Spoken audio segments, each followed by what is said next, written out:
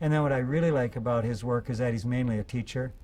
And so it's nice that he's taking care of individual patients, but he's teaching thousands of people to, within themselves, figure out how to do Qigong. And that's what's really important, our own changes and learning to do movement and meditation and mind-spirit integration and relaxation and breathing.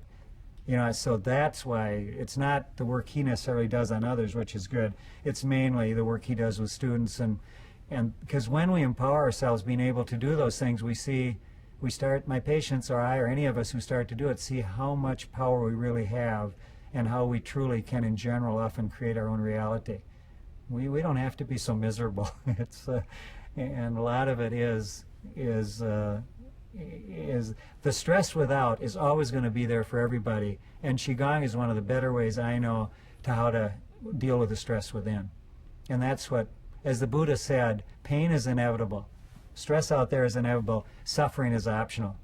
And Qigong is one of the best ways to make suffering optional. We don't have to do so much suffering.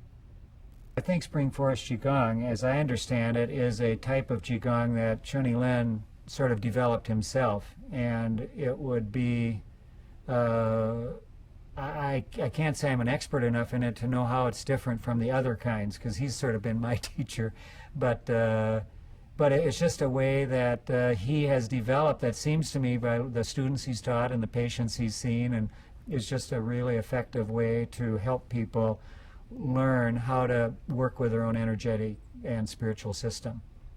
And Chun Lin is one of the fine teachers that I've ever met. You know, he's a humble, excellent teacher. And I think what if I had to say one word, it would be he's got a lack of ego.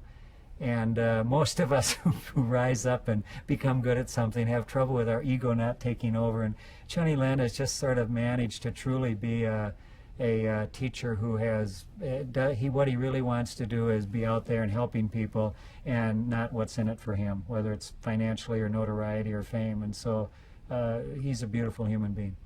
So you'd say he lives what he teaches? He definitely lives what he teaches, yes.